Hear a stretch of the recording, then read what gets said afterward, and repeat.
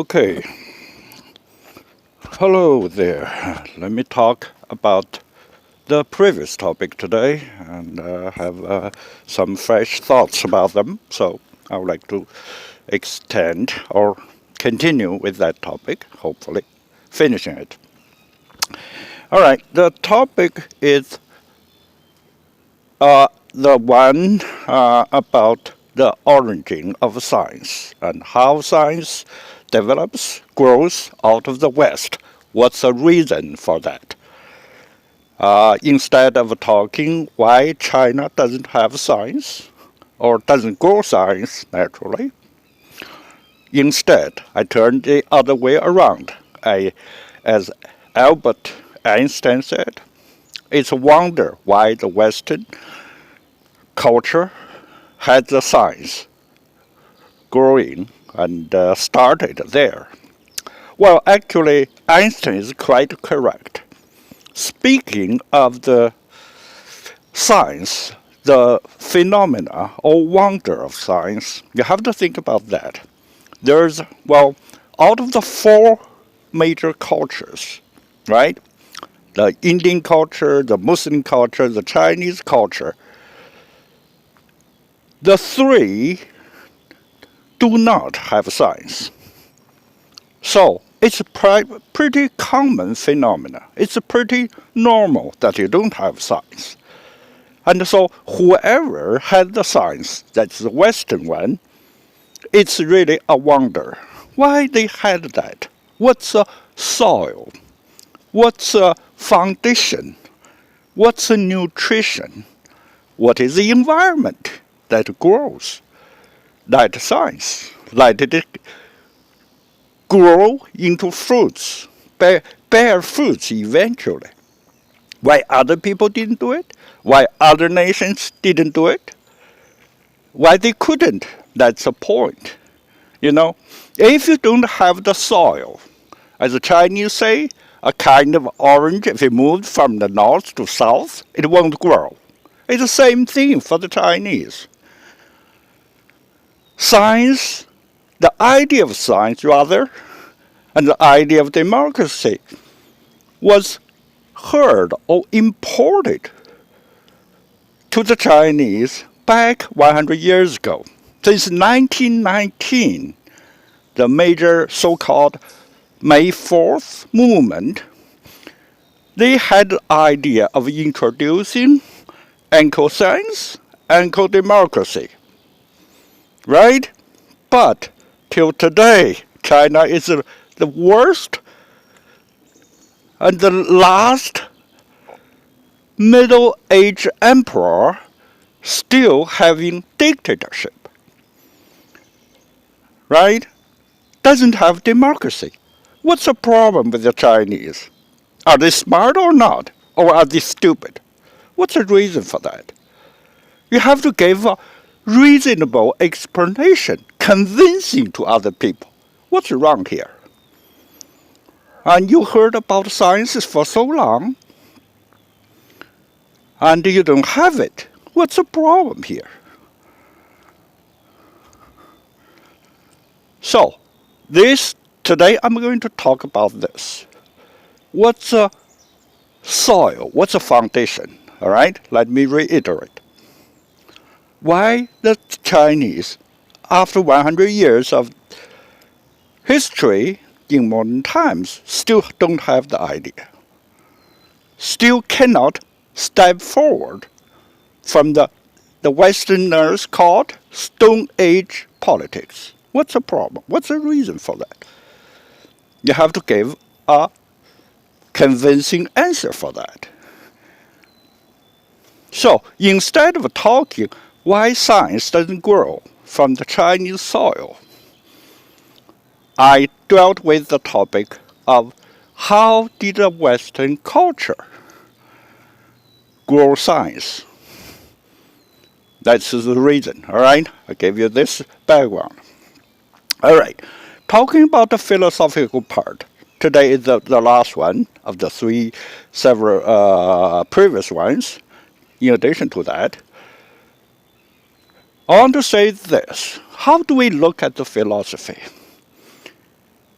there's a lot of talking about Chinese, and Chinese never admit that you don't have philosophy because it's a face thing. If you don't have it, that's a losing face. Everybody heard of the face thing, right?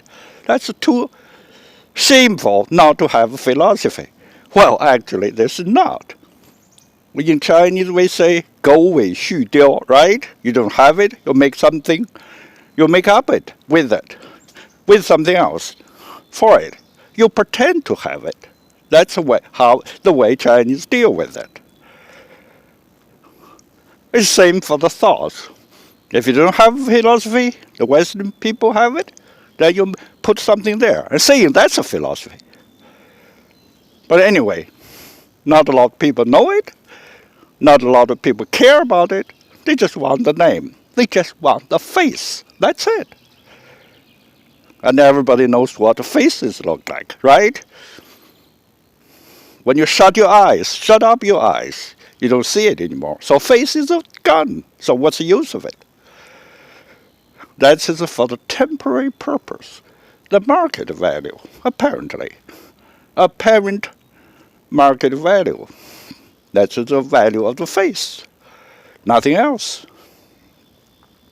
If you don't recognize it, if you don't keep treasuring it anymore, it's worthless.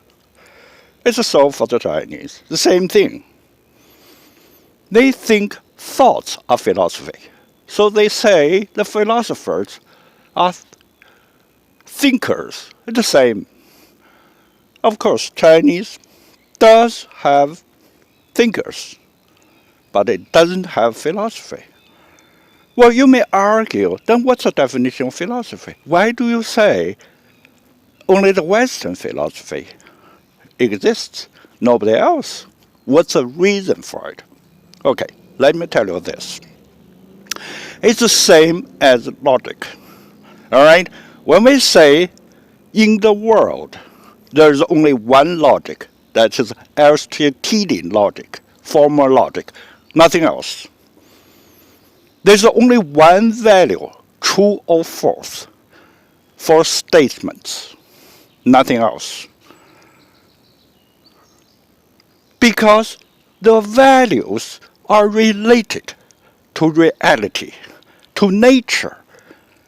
You can either say the sun exists or not.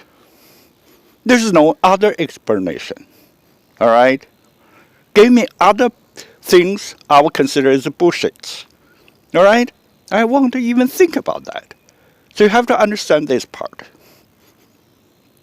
It's the same for the thoughts. For logic, it's the same for the truth value, it's the same for philosophy. There is only one systematic thinking, that is philosophy, nothing else. So, in this sense, philosophy is philosophy, just as physics, as mathematics, as business, as medicine. There is only one scientific one, that is, you need to learn. Right? You don't learn Chinese physics. You don't learn Chinese mathematics. Although you have a lot of Chinese calculation, but that's not mathematics. Calculation-oriented thinking is just an application of mathematics. You don't have the theory. You don't have the system. You don't have the axiom. You know? That is more fundamental, the major part of it. All right, maybe I'm out of topic a little bit, but I really want to convince you on this one. All right, let's come back to philosophy. And what I have particularly on philosophy here today, I want to try to give you the systematic idea of philosophy is. The Western philosophy or philosophy is. You know, in other philosophy systems, we have so many different trends of thoughts. Basically, we started from Socrates, then down to Plato and his student, Aristotle. Socrates raised the idea, and Aristotle goes from the experiential experience, that part, go downward, all right? And Plato goes from the essence, the form, the rational part, going down to history. So basically, the two trends are the major branching of philosophy in that sense. If you get this part, you get at least 60% of what philosophy is. So this part is quite a milestone for anybody to learn philosophy. All right. After this, here's I want to add my thoughts to this. Later on, we have other philosophers who developed philosophy or promote or let the philosophy grow. How do you categorize or put them to? Let's say, what did Descartes do? All right? What did Kant do? What did Hegel do? What did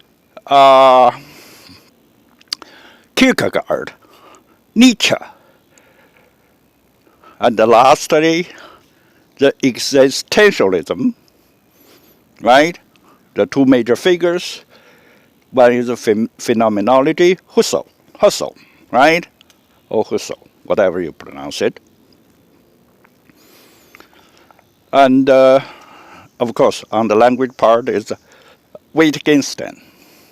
On the continental part is a guy's name is suddenly out of on my tip of tongue, but I couldn't pronounce it. But I'll give you it later when I recall it. All right? Okay, let's go this way.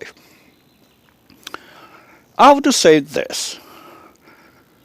Let me start from Descartes, because he is the father of modern philosophy. His analytical way of doing things, that is to separate, to analyze, to give concrete steps, how to step into Aristotle's experiencing nature, that way of the world, the philosophy, if you will. All right? Analyze, chop the chunk to the smallest manageable part. That idea is the foundation of science.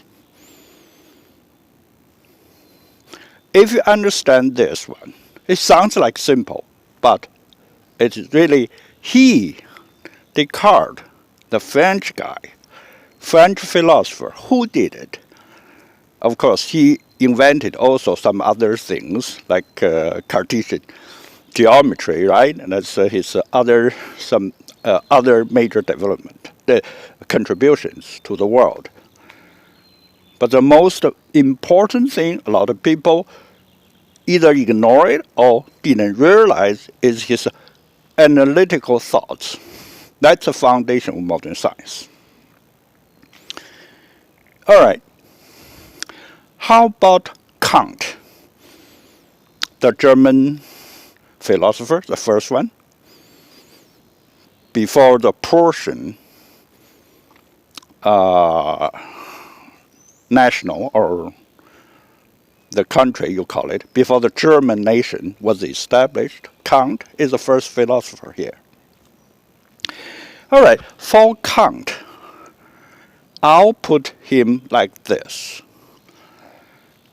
Kant is the one who evaluated the whole idea of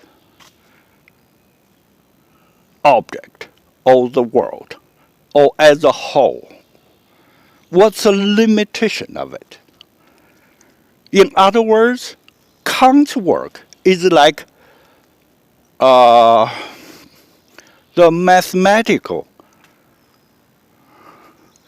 mathematician, the one who befriended with Einstein, who did the theorem, the incomplete theorem. That guy. All right.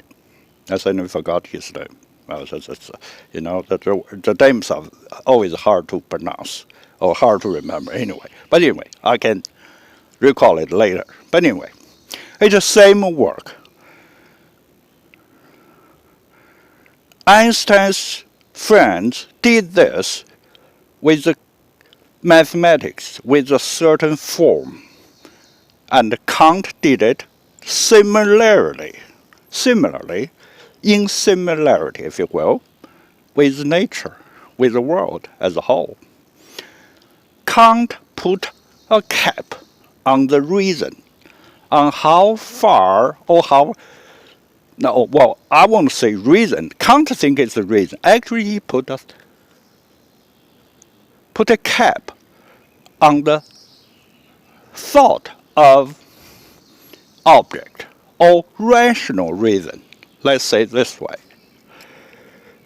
It means a lot more than it shows up here. I'll explain later, all right? But just for now, remember this. We have a nature, we have a thought, and our thought goes to two ways. One is objectively, the other is fancy, all right? You can think about anything you like. That's called fancy. The other thing is to find the causation of the world. That's called objective thoughts. All right? Okay, so Kant's contribution to philosophy is to put a cap, a limitation, evaluate the whole objective thoughts of nature. That's Kant's contribution. All right. So good. So far, so good. Okay, let's talk about Hegel. What's Hegel's work? Hegel claims his systems, his ideas, either science or logic. Or, okay, let me say this. Actually, they are neither, nor science, nor logic. Although later his student, Marx, claiming to be Hegel's student, I think that that's everything Hegel said is true, or something. Oh, he put it to the extreme, of course. Let's stop from here, and we go back. Hegel's idea is to evaluate the long distance, the bigger period of objective world, or history, if you like. And Marx also developed this into some objective historical laws or something. That's the basic idea actually is right to me. Things has a short phenomena, short period of phenomena, and has a longer period of phenomena. You have to realize they are not entirely the same. Right? If you look at anything, let's say a tree, if you look at it every second or even smaller chunk of time, piece by piece, you'll see one development. If you look at the tree as in bigger scale, let's say half of it, growth, let's say how many years a tree can survive. Let's say 10 years. You make it 5 years for time, another 5 years for an ending time. You will see difference between the 5 years and the piece-to-piece analysis. So that's Hegel's idea. Give you a longer perspective and see what will happen. And tell you what will happen, what you will predict, what you will see in future. That's Hegel's contribution to the world. Okay. Hopefully I made myself clear on this. All right. Let's talk about Kierkegaard and Nietzsche. I put them two into the one thing, into one category. I mean, a lot of the times when I read Nietzsche, when I read Kierkegaard, the instinct thought to me is, what are they talking about? Is this philosophy? Why don't I have a different feeling than reading either Kant or Hegel, or even worse than Aristotle? Well, and it suddenly occurred to me recently that their category should be something like this in the philosophy system. It is evaluation of the world from the experience of instinction or intuitive feeling.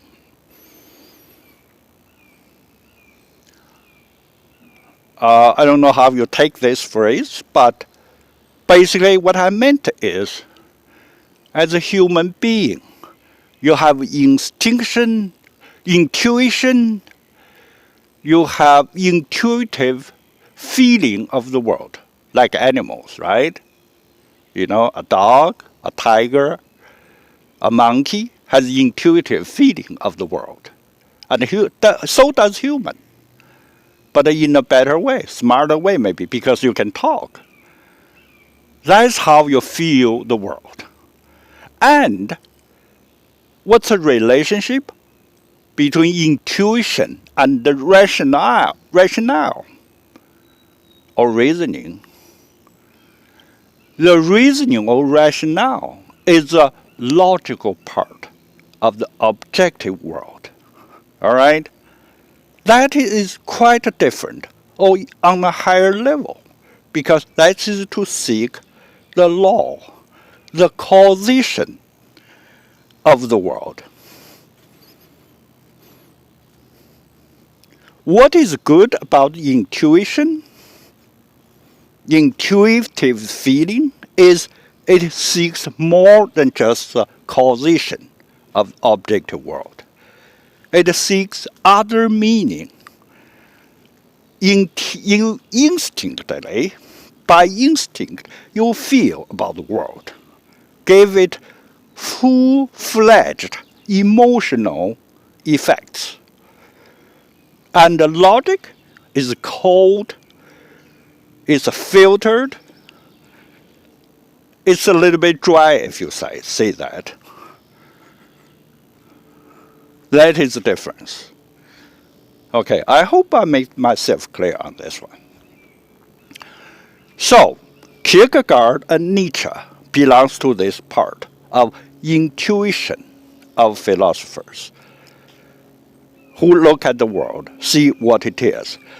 They don't know what their position in the system of philosophy. Like a Kierkegaard who accuses Hegel a lot, saying that's not the whole world. And that's the wrong way to go, right? A lot of people blaming Hegel for that. From the analytical part, the small, precise, the closer look, that is the Wittgenstein's part. Okay, so they analyze it using mathematical method, sort of, to go step by step, to cut it into smaller manageable chunk. That's Wittgenstein's work, or language philosophers' work. They want to get a precise meaning, they want to get definition, clear definition, no further thoughts, no ambiguous definitions. So you have to say whatever you can say clearly. Otherwise, don't say it. But the thing is, you can hold your tongue, but you cannot hold your thoughts. you cannot stop thinking about what it is. That's a problem. So, then, what do? How do you like people know what you feel after stopping, after holding up your tongue in your throat, in your mouth, not opening up your lips? What do? Okay, here's the thing. You have another kind of recognition or realization. I call it 悟性. I don't know how to translate this one. It's something like when Archimedes found the ratio of gold versus aluminum or alloy in the crown. That kind of feeling, that kind of discovery. All right, that kind of realization is called 悟性. All right, this is a way how what I call it Instancology plays a role here. In other words, Instancology is a matter philosophy. You heard of the word matter language, right? It's a mother of the language. So it's called a matter language. It's the same reason I call Instancology the matter philosophy. It's beyond the philosophy. Philosophy is to deal with something. It must be something. Otherwise, philosophy cannot deal with it. But Instancology not only deals with something, but it also deals with the background of something. I'll give a short explanation of the best way I can summarize it. All right? Okay. As a last remark, I want to say a few things about the double R thing. I call it relative's relative. Okay, first, if you don't know anything about Instancology, relative by relative, I mean the nature. Or I sometimes call it, the formal term I call it is absolutely nature. That is, half the sun moves, half the moon interacts with the earth, things like that. All right? With certain condition, it will follow like that. Or you can say it's a conditionalized environment. The laws certainly hold the truth in it. You cannot change it. Okay, that's the first R, relative. Okay, what does the second R mean? Relative's relative. That is, as humans, we put a cap, we put a limitation to the nature. We don't want to be exposed to the extent we don't like. I don't know what's a good example for this, and I can give you one, what I'm thinking, but you can find a similar one. All right, let's say the weaponry. All right, you know, in the old times, people fight, nations fight with, we call it cold weaponry, right? Like a sword, like a spear, even stones or club. That's a cold weaponry. Why it's cold? Because it doesn't use powder, rather, right? People didn't invent the chemicals, the explosives to put into it. And later on, of course, the Chinese did, you have to admit, they invented the powder. We put a powder to it. From that time on, we call it later period, hot weaponry, right? Like today's rockets, cannon, guns, of course. They're all hot weaponry. Okay, going on with this logic, with this development, we come to the atomic age. We have nuclear weapons, and we have hydro bombs, right? We have neutron bombs. Okay, why don't we make it's pocketable nuclear bombs or hydrogen bombs so everybody can carry one? If I don't like you, I blow it up. All of you will die. All right? Is that convenient? No, of course not. Because we cannot think about the convenience ahead of the danger it will cause. Mass slaughter. Right? Okay, so people stopped there. Stopped at minimize it. Make it portable nuclear weapons. Right? Probably today we have some like a suitcase size nuclear bomb and people can carry it. I heard about that story. I don't know if the terrorists get it. But if you think about that, if everybody carry a suitcase nuclear weapon, what will happen? So that is called human put a strict to it, to the natural development of weaponry by themselves. That's called relatively relative. You restricted it. And maybe another example I need to give to you. When the French king heard of the science arguing about how much is 1 meter, he just extended his arm and saying from my nose to my fist. That's a unit. You may say this way is relatively relative. How people measure the nature. Like you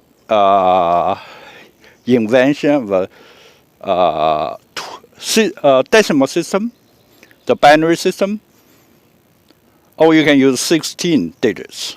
I think there's a term for that too, but I don't know, or I forgot. Well, whatever. So this is a way how the definition of relatively relative is. Okay, so let's go back to the whole idea of the science as a summary. Science originated because of the observation of natural law, natural phenomena, if you will.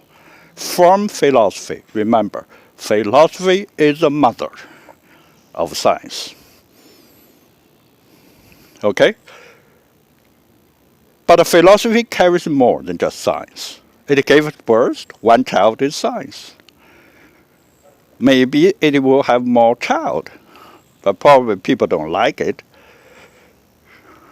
But anyway, philosophy is a whole bigger mother thing, right? It studies the nature, studies life, studies as a whole, both as an intuition and as a rational object. That's the purpose of philosophy.